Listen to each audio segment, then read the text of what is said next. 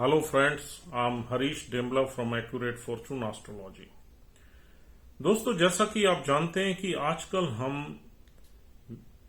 Marriage के subject पे बात कर रहे हैं और हमने 2 वीडियोस पे आपको मैरिज से रिलेटेड 7th हाउस के विषय में काफी जानकारी दी।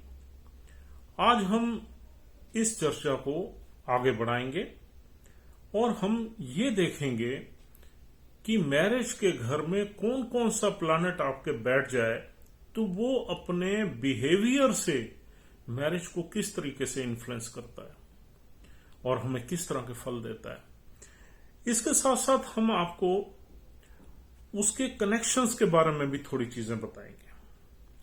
देखिए दोस्तों, कुछ हमारे प्लैनेट्स बहुत ही बेनिफिक प्लैनेट्स हैं जिसको हम नेचुरल बेनिफिक प्लैनेट्स भी बोलते हैं, और कुछ प्लैनेट्स हमारे मैलेफिक प्लैनेट्स हैं। और नेचुरली जब भी मैरिज के घर में मैलेफिक प्लैनेट आता है तो मैरिज में कुछ न कुछ प्रॉब्लम्स या हार्डशिप तो देता ही है, और जब भी कोई नेचुरल बेनिफिक प्लैनेट आता है तो वो मैरिज के घर को पॉजिटिव वे में इन्फ्लुएंस करता है। लेकिन ये भी बहुत जरूरी है देखना कि वो प्लैनेट फंक्शनल मैलिफिक है या फंक्शनल बेनिफिक है। अब हम मान लेते हैं कि एक प्लैनेट है, सपोज गुरु की बात कर लेते हैं, जुपिटर की बात कर लेते हैं। Jupiter is a natural benefic planet, लेकिन क्या जिस पत्रिका को आप देख रहे हैं उसमें वो फंक्शनल मैलिफिक तो नहीं है। यानी कि इसका सीधा साधा एग्जांपल हम टॉरस असेंडेंट से ले लेते हैं। टॉरस असेंडेंट में Jupiter is a Lord of 8th house and 11th house, तो एक फंक्शनल मैलिफिक हो गया। वैसे तो जुपिटर गुरु महाराज बहुत ही एक ब्लेसिंग देने वाले प्लैनेट है, जहां भी ये चले जाएं उस घर को ब्लेस ही करते हैं। लेकिन जब ये फंक्शनल मैलिफिक हो जाते हैं तो ये फिर इनके फंक्शन खराब भी हो सकते हैं और शादी के घर को नेगेटिव वे में इन्फ्लुएंस भी कर सकते हैं। तो आपने जब भी कोई प्लैनेट की प्लेसमेंट शादी के घर में देखनी है तो आपने उसको ये देखना है कि ये फंक्शनल मैलिफिक तो नहीं है।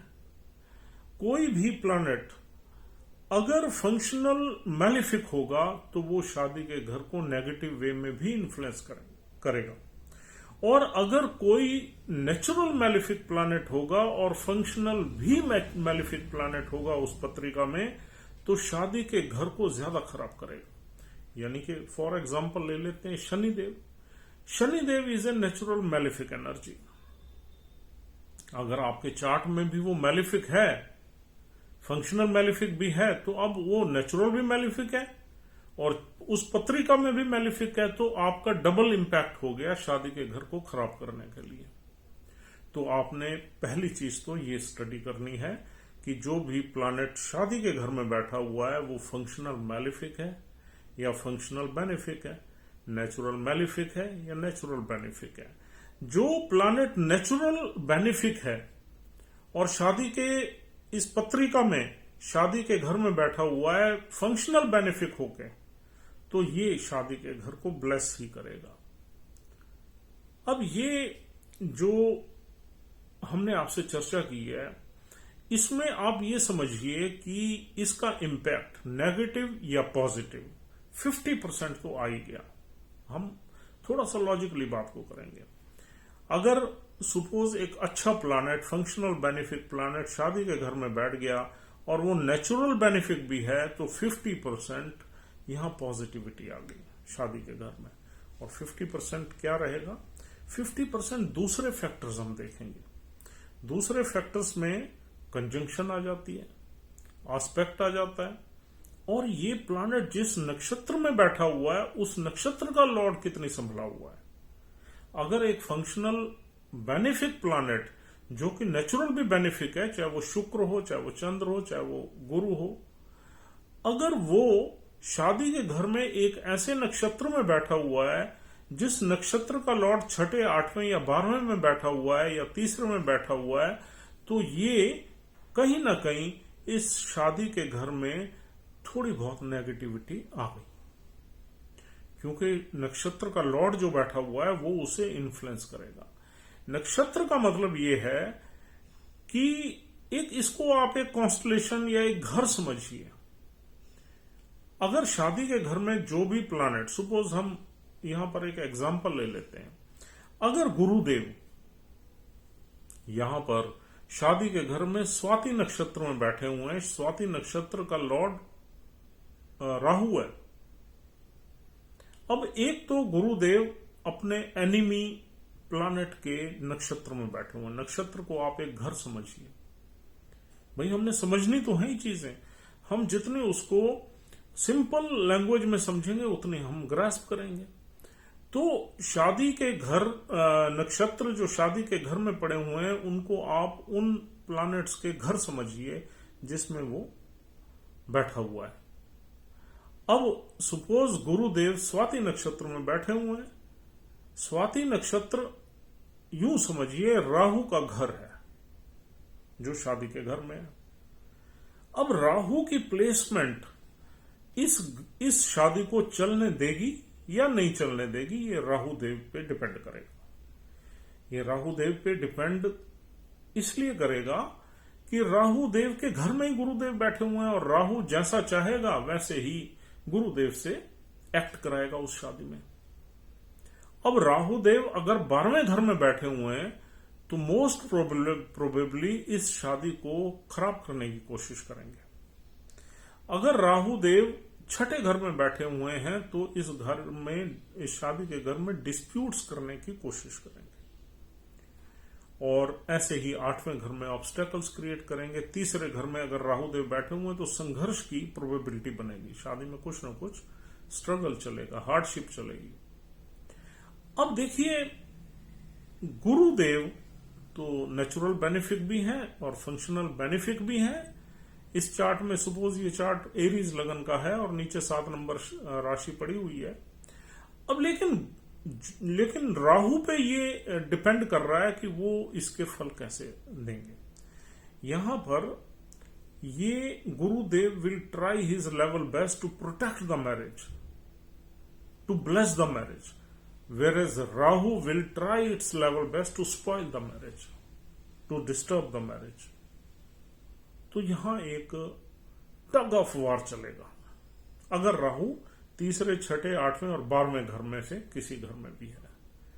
अब राहु अगर 9वें घर में ही बैठा हुआ है तो it will bless the marriage. Rahu लगन में ही बैठा हुआ है तो ब्लेसिंग रहेगी। राहु चौथे में बैठा हुआ है, हालांकि चौथे घर में राहु का आना ज्यादा अच्छा नहीं माना जाता, लेकिन फिर भी राहु का कनेक्शन चौथे घर से हो गया जो ऑस्पिशियस है, तो ये मैरिज में बहुत ज्यादा प्रॉब्लम नहीं क्रिएट करेगा। या 5वें घर में या 10वें घर में या 11वें घर में, तो यहां पर राहु जो है मैरिज में बहुत ज्यादा ऑब्स्टेकल्स नहीं क्रिएट करेगा। जब राहु का संबंध दुष्टाना हाउस से हो जाएगा तो मैरिज में प्रॉब्लम्स आएंगी। तो अब आपने देख लिया कि गुरु का राहु के नक्षत्र में बैठना, इसका मतलब राहु विल होल्ड ए से कि मैंने इस मैरिज को कितना डिस्टर्ब करना है। हालांकि हम ये नहीं कह सकते कि गुरु की डिग्निटी यहां नहीं है।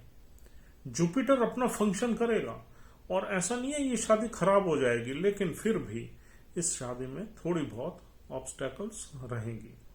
अब देखिए दोस्तों, अगर दूसरा कोई प्लैनेट भी इस शादी को इन्फ्लुएंस करता है तो इस शादी को बिगड़ने के ज्यादा चांसेस बन जाएंगे, even if Jupiter is there.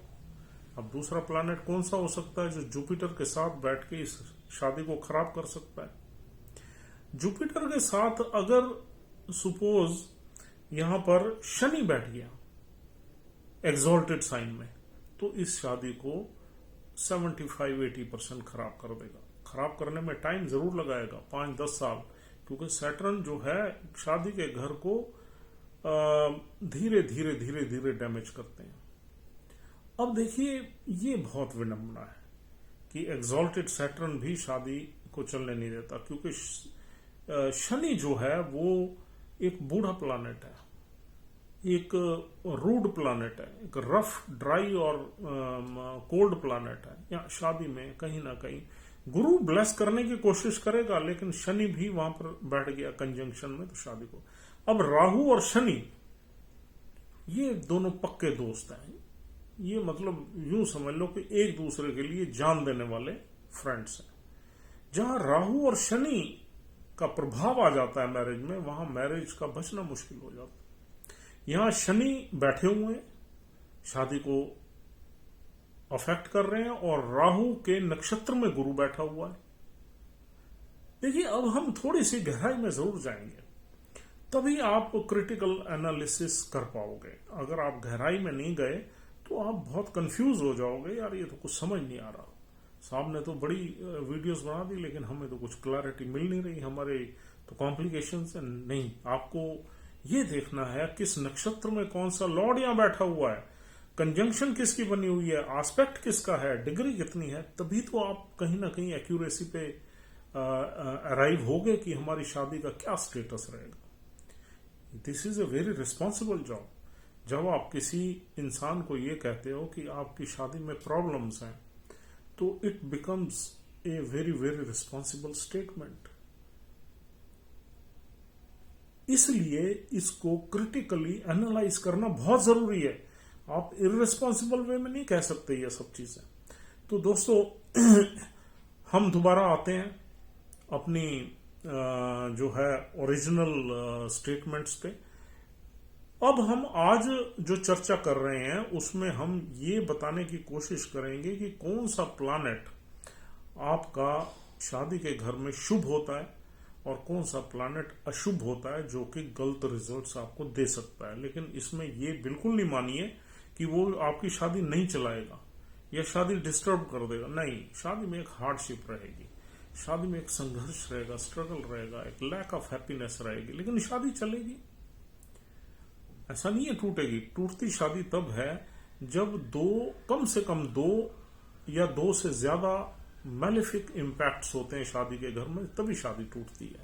एक प्लैनेट के खराब बैठने से कभी भी शादी टूटा नहीं करती, या वो प्लैनेट बहुत ही खराब बैठा हो तब वैसे चांसेस बनते हैं। तो दोस्तों, आइए सबसे पहले हम बात करते हैं सूर्य देव की। सूर्य देव का शादी के घर में बैठना अच्छा नहीं माना जाता। सूर्य देव बहुत ही एक मैलिफिक एनर्जी है। सूर्य से क्या देखते हैं हम? सेल्फ स्टीम, ईगो, प्राइड, घमंड, और हमारी जो एक यूं कहना चाहिए पावर, अथॉरिटी। और जब शादी के घर में ये चीजें आ जाती हैं तो ये शादी के घर को नेगेटिव वे में इन्फ्लुएंस करती हैं। यानी कि आपका पार्टनर और आप प्राउड हो सकते हो, इगोइस्टिक हो सकते हो, सेल्फ स्टीम आप में ज्यादा होती है, कोई आपकी ईगो को थोड़ा सा छेड़ दे तो आप वायलेंट हो सकते हो, और आप एक डोमिनेटिंग आदमी की तरह शादी को चलाने की कोशिश करोगे। और देखिए, शादी का घर सातवां घर है। अब सातवें घर में बैठा हुआ प्लैनेट पहले घर को भी देखता है, तो ये एनर्जी फर्स्ट हाउस में भी जा रही है और सातवें घर में भी है। अब सूर्य का इंपैक्ट तो दोनों हाउसेस पर रहेगा। अब ये अलग बात है कि पहले घर पे उसका इंपैक्ट थोड़ा सा अलग हो सकता है, क्योंकि वहां पर राशि अलग है, और सातवें घर में अलग हो सकता है। जैसे हम अगर एरीज असेंडेंट को ही ले लेते हैं, तो पहला घर तो जो है वो 1 नंबर राशि है जहां सूर्य कंपैटिबल है, और नीचे 7 नंबर राशि है जहां सूर्य डेबिलिटेटेड है। तो सूर्य का नीचे बैठना आपकी वाइफ को नेगेटिव ईगो देगा, नेगेटिव प्राइड देगा, और आपको पॉजिटिव प्राइड देगा, लेकिन प्राइड देगा। आप अथॉरिटेटिव रहोगे, आपकी wife without any qualities she will be dominating. आपके पास थोड़ी बहुत क्वालिटीज हो सकती हैं, आप डोमिनेट। ऐसे ही हस्बैंड का आप ले लीजिए, मतलब हमारा स्पाउस से है नीचे के घर से। अगर लड़की का चार्ट है तो आपके हस्बैंड में जो शैलो प्राइड रहेगा, शैलो ईगो रहेगी, और आप में प्रॉपर ईगो रहेगी, backed by some virtues, by some qualities. तो इंपैक्ट तो अलग अलग है, क्योंकि राशियां अलग अलग हैं दोनों हाउसेज में, लेकिन कहीं ना कहीं ईगो और प्राइड जो है दोनों में रहेगा। अब देखिए यहां पर सूर्य का इसलिए शादी के घर में बैठना अच्छा नहीं माना जाता क्योंकि सूर्य में ये सब मैलेफिक एनर्जीज हैं और शादी में ये एनर्जीज नेगेटिव वे में काम करती हैं, फ्रस्ट्रेशन देती हैं, लड़ाई झगड़े पैदा करती हैं। ईगो की वजह से हस्बैंड वाइफ एक दूसरे से अलग भी हो जाते हैं। अब देखिए यहां पर एक स्टेप आपने आगे जाना है कि सूर्य कौन से घर से आया हुआ है, कौन से घर का लॉर्ड है। अगर सूर्य 9th हाउस का लॉर्ड है, 5th हाउस का लॉर्ड है, लगन का लॉर्ड है, 4th हाउस का लॉर्ड है, तो यहां पर इतने बुरे रिजल्ट्स नहीं मिलेंगे because these are very auspicious houses. और सूर्य जिस नक्षत्र में बैठा हुआ है उस नक्षत्र का लॉर्ड अगर इन हाउसेज में बैठा हुआ है, पहले में, चौथे में, 5वें में, 9वें में, तो भी आपको बुरे रिजल्ट्स नहीं मिलेंगे। अगर सूर्य किसी मैलिफिक हाउस से आके बैठा हुआ है, 6ठे से, 8वें से, 12वें से, तीसरे से, तो मैलिफिक रिजल्ट्स मिलेंगे। तो आपने अब घुमा फिरा के देख लिया कि भैया कहां से सूर्य उठ के बैठे हुए हैं तो ये मैलिफिक रिजल्ट्स देंगे, ऑस्पिशियस हाउस से सूर्य देव आए हुए हैं तो ये मैलिफिक रिजल्ट्स नहीं देंगे। चाहे ईगो और ये होगा लेकिन फिर भी कुछ न कुछ ऑस्पिशियस रिजल्ट्स भी मिलेंगे तो शादी चलेगी। और अगर सूर्य देव का कनेक्शन किसी ऐसे प्लैनेट से हो गया नक्षत्र के थ्रू जो मैलेफिक हाउसेज में बैठा हुआ है तो शादी में प्रॉब्लम रहेंगी, झगड़े रहेंगे। वो किस तरह के झगड़े रहेंगे हमने आपको पहले ही बता दिया दूसरी वीडियोस में। और अगर नक्षत्र का लॉर्ड ऑस्पिशियस हाउसेज में बैठ गया तो यहां पर ऑस्पिशियस रिजल्ट्स ही मिलेंगे even if Surya is there. तो देखिए ये बड़ी जो है, अब हमने इसको बड़ी गहराई से और बड़ी क्रिटिकल वे में आपको समझा दिया। ऐसे ही दूसरे प्लैनेट्स को देखना है आपने।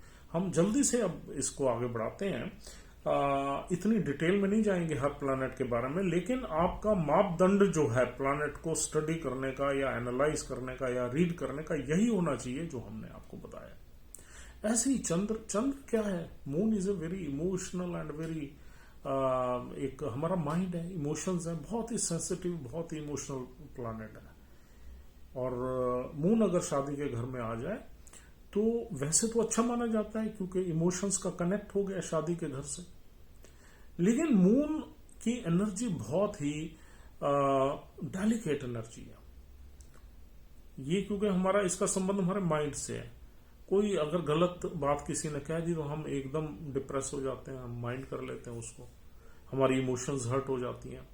और अगर हमें किसी ने कोई अच्छा कमेंट दे दिया, कोई आपने हमें यानी कि अप्रिशिएट कर दिया तो हम एकदम खुश हो जाते। Moon is a very delicate planet and it reacts moment to moment.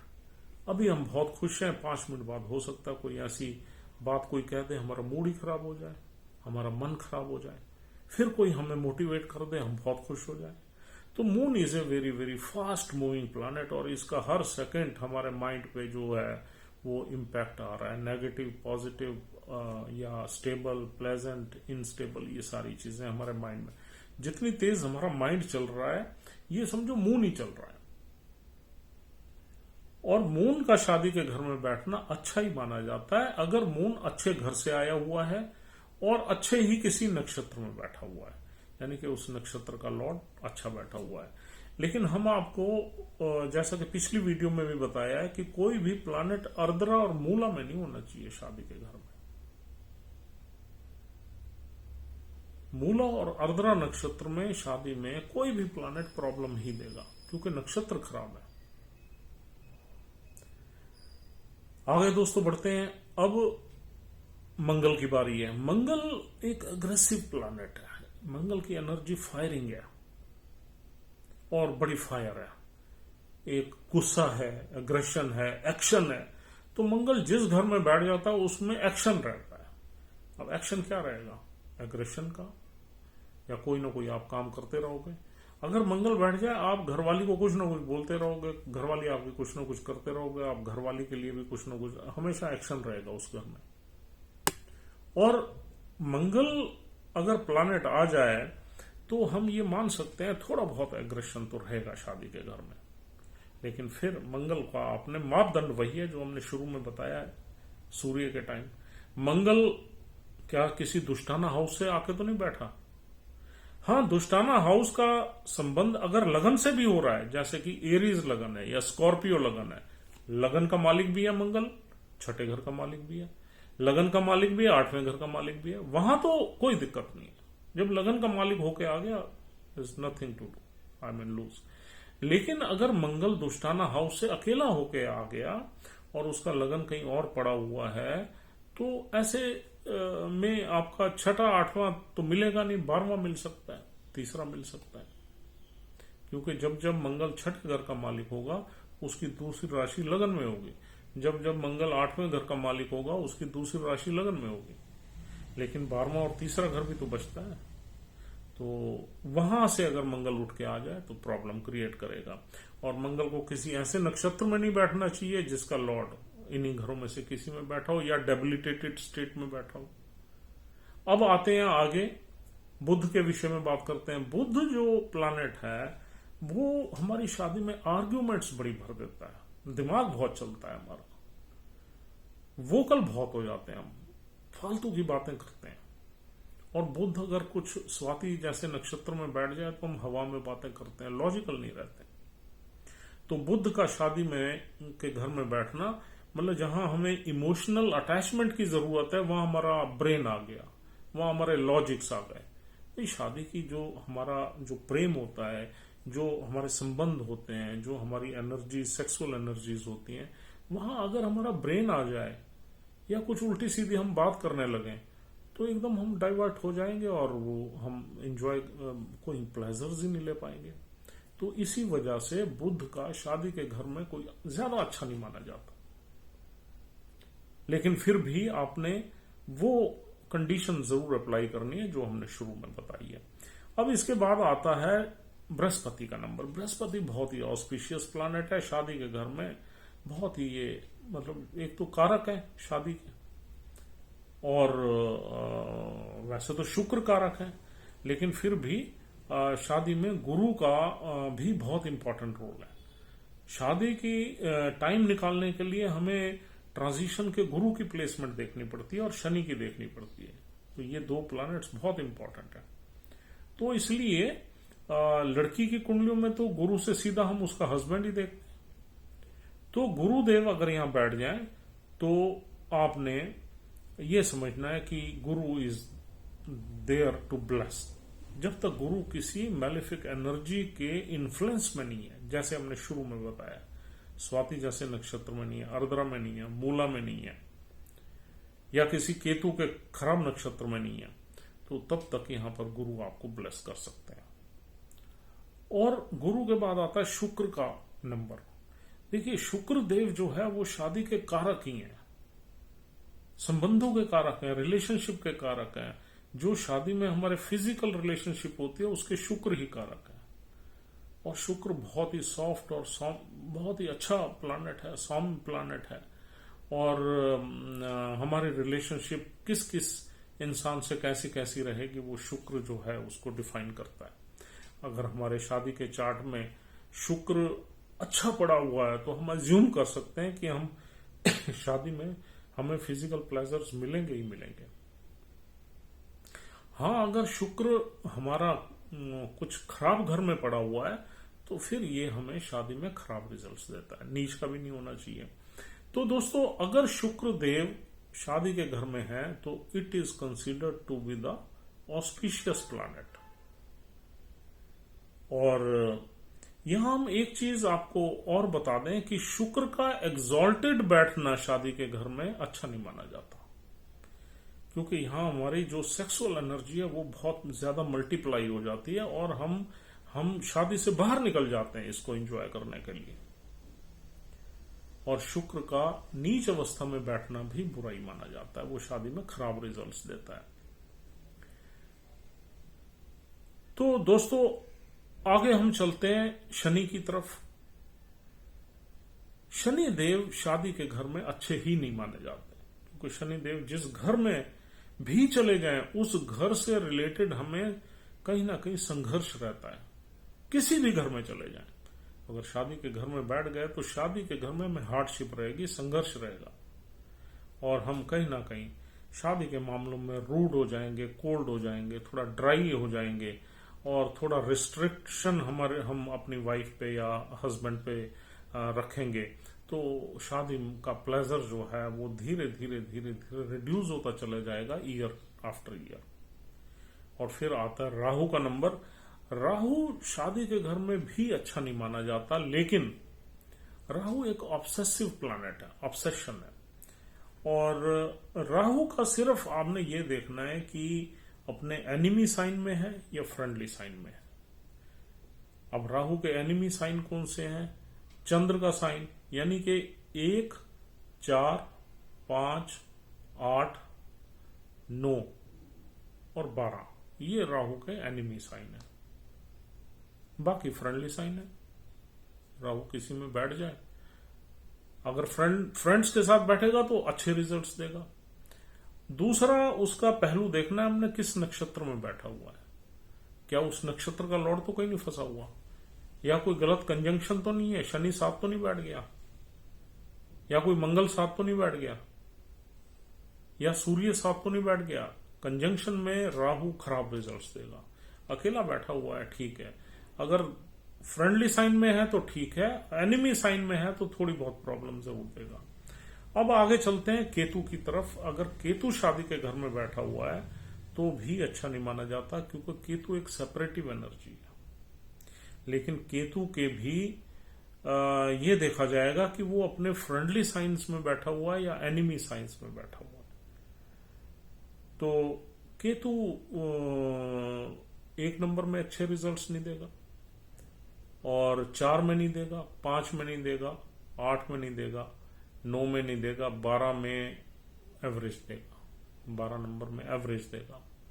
तो यहां पर ये वाले जो साइंस हैं इसमें केतु अच्छे रिजल्ट्स नहीं देगा, बाकियों में ठीक देगा। तो केतु का भी आपने नक्षत्र और उसकी प्लेसमेंट नक्षत्र के लॉर्ड की देखनी है, उसी से ही अंदाजा लगाना है कि केतु किस तरह के आपको रिजल्ट्स दे। तो दोस्तों इस तरीके से the placement of each and every planet can be analyzed with its placement, conjunction के बारे में हम कल वीडियो में बात करेंगे कि कौन कौन सी कंजंक्शन शादी को बिल्कुल खराब कर देती है और कौन कौन सी कंजंक्शन शादी में ब्लेसिंग्स डाल देती है, और कंजंक्शन किस तरीके की हो तो शादी ठीक रहती है और किस तरीके की हो तो शादी में हमें बहुत ज्यादा स्केर्ड रहना पड़ता है। तो वो हम कल चर्चा करेंगे कंजंक्शन के बारे में। आज हमने आपको प्लैनेट्स की थोड़ी थोड़ी नेचर बताई है कि कौन सा प्लैनेट शादी के घर में ऑस्पिशियस समझा जाता है, कौन सा इनऑस्पिशियस समझा जाता है। लेकिन फिर भी शादी को चलाने के लिए आपको ये देखना पड़ेगा कि क्या ये इनऑस्पिशियस प्लैनेट शादी को चला लेगा। उसमें फिर नक्षत्र और नक्षत्र के लॉर्ड की प्लेसमेंट आपको जरूर देखनी पड़ेगी, जिससे आपको क्लियरली पता लग जाएगा भाई ये शादी तो चलेगी। अगर नक्षत्र का लॉर्ड लगन में है, चौथे में है, 5वें में है, 9वें में है तो शादी चलेगी, और अगर दुष्टाना में है तो शादी में प्रॉब्लम्स आएंगी। और अगर अदर देन दुष्टाना में है, जैसे कि हमने पिछली वीडियो में बताया, यानी कि दूसरे घर में है और आपका 10वें घर में है या 11वें घर में है, तो आप ये मान सकते हो कि शादी सो रहेगी, प्रॉब्लम्स भी रहेंगी, थोड़ा चलेगा भी, से काम चलेगा। तो इस तरीके से आपने इनको एनालाइज करना है। I understand that the discussion was a little bit confusing, लेकिन आपको जब तक हम ये सारी चीजें, ये सारे एस्पेक्ट नहीं बताएंगे तब तक आप सही कंक्लूजन पे बिल्कुल नहीं उतरेंगे। Once we finish up the series, thereafter you can study your chart only and you will find that absolutely the things are going to happen in the same way as we are discussing with you. So thank you very much for watching this video. उम्मीद करता हूँ ये video आपको पसंद आई है। If you have liked it, you can subscribe our channel, that is a request, and or else we'll see you soon with another video on marriage. Thank you very much once again. See you again.